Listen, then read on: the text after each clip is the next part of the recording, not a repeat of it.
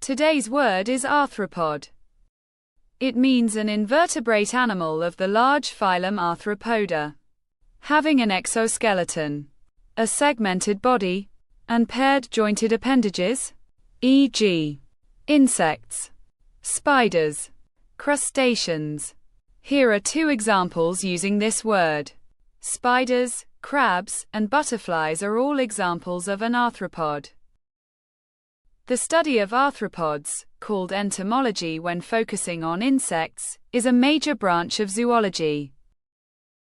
Some synonyms and antonyms to help you understand the word better.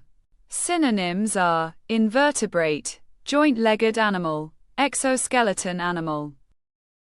Antonyms are vertebrate, mammal, bird. If you found this helpful, please subscribe, like this video, and hit the bell icon for more daily vocabulary words.